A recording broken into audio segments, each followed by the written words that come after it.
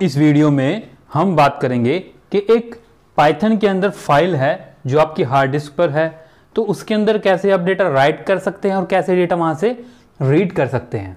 ठीक है, तो ये आपके पास 4 लाइन ऑफ कोड है जिसकी हेल्प से आप फाइल के अंदर डेटा राइट कर सकते हैं। ठीक है, तो लास्ट वीडियो में हमने पढ़ा था कि फाइल के जो ओपन असेसिंग मोड है ना, कि किस किस मोड में हम उसको असेस कर सकते हैं, रीड, राइट, अपेंड मोड।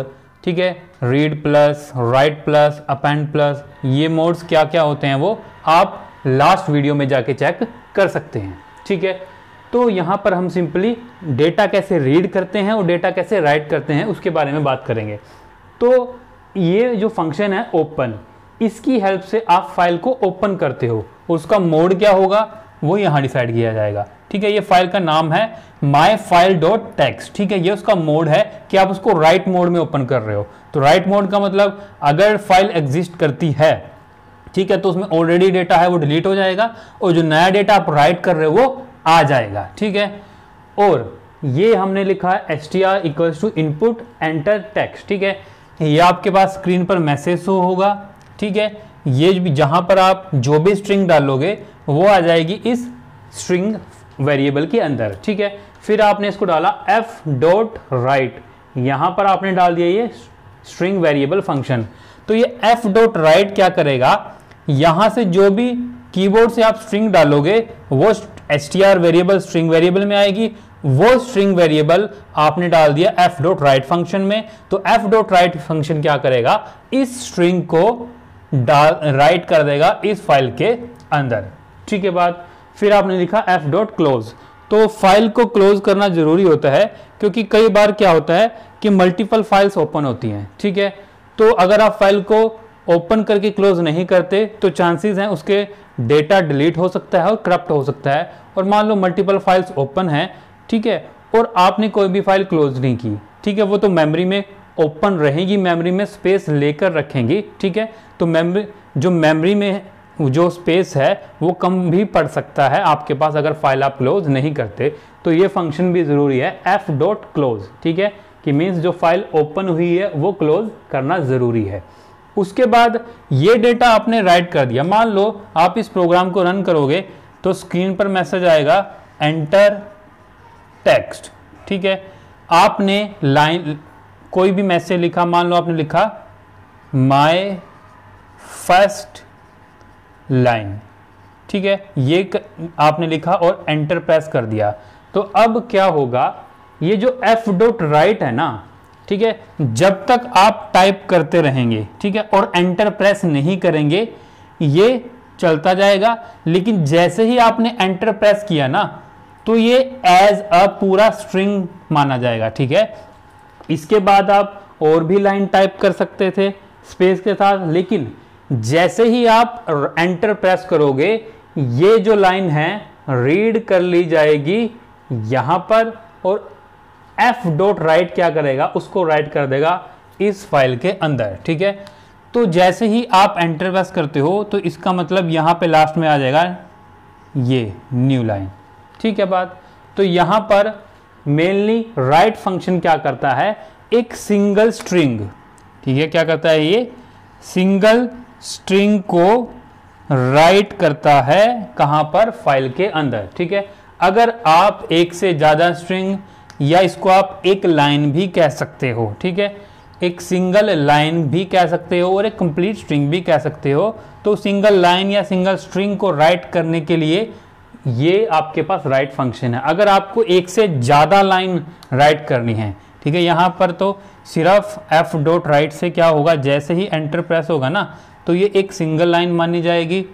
मान लो आपने यहाँ पर एक और लिखा कि वैसे तो ये जो इनपुट फंक्शन है ना एंटर प्रेस करते ही रीड कर लेगा। ठीक है, अगर आप मान लो यहाँ पर एंटर प्रेस करते हो ना और नेक्स्ट लाइन भी लिखना चाहते हो तो नेक्स्ट लाइन आप नहीं लिख पाओगे। जैसे ही एंटर प्रेस करोगे ये इनपुट इसको रीड करेगा और रीड करते ही वो राइट के पास पहुंचा देगा और वो आपके पास राइट हो जाएगी। लेकिन अगर आप चाहते हो कि एक से ज़्यादा लाइंस आपको राइट करनी है, ठीक है, तो उस केस में क्या होगा कि यहाँ पर आपने एंटर प्रेस किया ठीक है, माय फर्स्ट लाइन आपने लिख दिया, माय सेकेंड लाइन, ठीक है, यहाँ पर फिर एंटर प्रेस किया।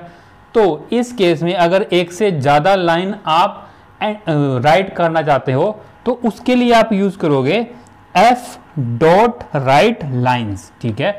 अगर आप एक से ज़्यादा लाइन को राइट करना चाहते हैं तो एफ डॉट राइट लाइन का यूज करेंगे यहाँ पर इस एफ डॉट राइट की जगह में, ठीक है। F dot right single line या सिंगल स्ट्रिंग को राइट करता है, लेकिन एफ डॉट राइट लाइन्स एक से ज़्यादा लाइन्स आपके पास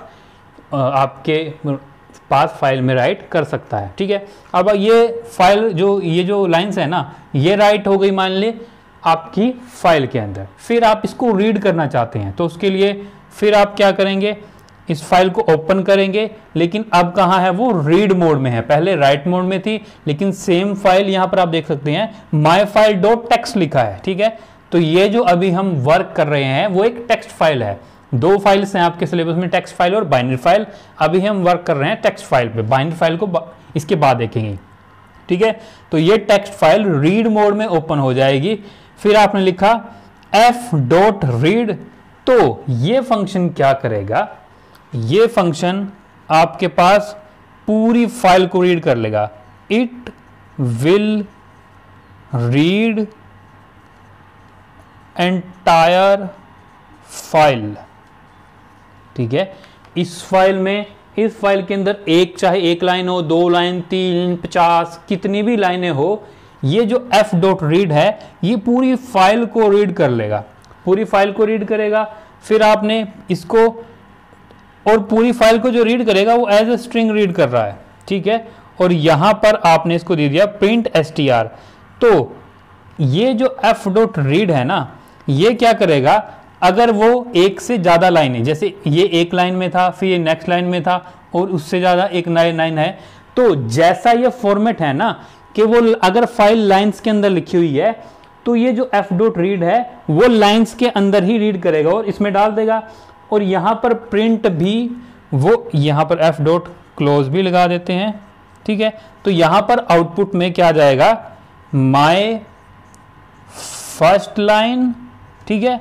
ऐसा नहीं है कि ये एक सिंगल स्ट्रिंग है तो ये लाइन भी आपके पास इसी के साथ आएगी, नहीं, ये नेक्स्ट लाइन में है ना, तो ये नेक्स्ट लाइन पर ही प्रिंट होगा, ठीक है। ये काम है किसका, एफ डॉट रीड का। आगे बात समझ में। तो यहां पर अगर आप चाहते हो कि मुझे सिर्फ सिंगल लाइन ही रीड करनी थी, मुझे पूरी फाइल रीड नहीं करनी थी, मुझे सिर्फ एक ही लाइन रीड करनी थी, तो उसके लिए क्या है, एफ डॉट रीड लाइन। ये क्या करेगा, इट रीड्स सिंगल लाइन, ठीक है। ये फंक्शन क्या करेगा, आपके पास सिंगल लाइन को रीड करेगा। मीन्स अब अगर यहां पर लिखा हुआ एफ डॉट रीड लाइन, ठीक है, यहां पर लिखा एफ डॉट रीड लाइन, तो अब सिर्फ पहली लाइन राइट होगी आपके पास, दूसरी लाइन राइट नहीं, क्योंकि ये पहली लाइन को ही रीड करेगा। और प्रिंट इस str में भी पहली लाइन आएगी, प्रिंट भी पहली लाइन को प्रिंट करेगा, ठीक है। और अगर आप चाहते हैं कि आपको मल्टीपल लाइंस को रीड करना है, ठीक है, मल्टीपल लाइंस को रीड करना है, तो उसके लिए आप यूज करते हो एफ डॉट रीड लाइन्स, ठीक है। यहां पर एक और फंक्शन होता है रीड, यहां पर आती है वैल्यू, ठीक है। ये क्या है, वैल्यू, वैल्यू का मतलब है बाइट्स, ठीक है। जब आप यूज करते हो, मान लो यहां पर आपने यूज किया एफ डॉट रीड 4, ठीक है, आपने क्या किया, एफ डॉट रीड 4, तो ये फंक्शन क्या करेगा, जो पहली 4 बाइट हैं उनको रीड करेगा सिर्फ, ठीक है। यहां पर एफ डॉट रीड में जो आपने नंबर लिखा है, इसका मतलब ये क्या है, बाइट, के पहली 4 बाइट रीड होगी सिर्फ। तो मान लो ये आपके पास लाइन थी ना लिखी हुई, तो इसमें पहली बाइट ये है, दूसरी ये है, तीसरी बाइट स्पेस है, और चौथा क्या है, एफ। तो जो आउटपुट में लिखा आएगा वो आएगा माय, फिर यहां पर स्पेस और एफ, क्योंकि 4 बाइट ही रीड करेगा, तो str में भी 4 बाइटें आएंगी और प्रिंट भी 4 बाइट होंगी, क्योंकि ये पहली बाइट, ये दूसरी बाइट, और ये जो स्पेस है ये भी एज ए करैक्टर या बाइट है, क्योंकि करैक्टर 1 बाइट का होता है, तो वो 1 बाइट को रीड करेगा। ये पहली, दूसरी, तीसरी और चौथी, ये 4 बाइट प्रिंट होंगी। ठीक है, ये है आपके पास अगर रीड के अंदर कोई वैल्यू आप डाल देते हो। ठीक है, मल्टीपल लाइंस को रीड लाइंस रीड करेगा। यहाँ पर रीड लाइंस में एक फ़र्क है। मान लो आपके पास लिखा हुआ था माय फर्स्ट लाइन, ठीक है, उसके बाद यहाँ लिखा था माय सेकंड लाइन। यहाँ पर ये था रीड फंक्शन। ठीक है, रीड ने भी क्या करनी है, मल्टीपल लाइन ही रीड करता है ना, क्योंकि रीड भी सारी फाइल को रीड करता है और दिखा देता है, और रीड लाइंस भी सारी फाइल को। लेकिन रीड लाइंस जो आपको आउटपुट देता है ना, वो एक लिस्ट की फॉर्म में देता है। ठीक है, तो आउटपुट में आपके पास आएगा इस तरह, क्योंकि लिस्ट होती है स्क्वायर ब्रैकेट में, तो ये स्क्वायर ब्रैकेट आएगा, फिर यहाँ पे लिखा आएगा ये स्ट्रिंग माय फर्स्ट लाइन, और साथ में आएगा /n। ठीक है, फिर कॉमा, फिर यहाँ पर माय सेकंड लाइन, फिर /n, और ये स्क्वायर ब्रैकेट बंद। तो रीड लाइन जो रीड करेगा इस तरह से लिस्ट में रीड करेगा, और यहाँ पर रीड लाइंस की वजह से जो लाइन /n का मतलब लाइन आपकी यहाँ पर खत्म हो जाएगी। ठीक है, लाइन आपकी यहाँ पर खत्म होती है /n का मतलब, तो यहाँ पर साथ में /n भी प्रिंट होगा।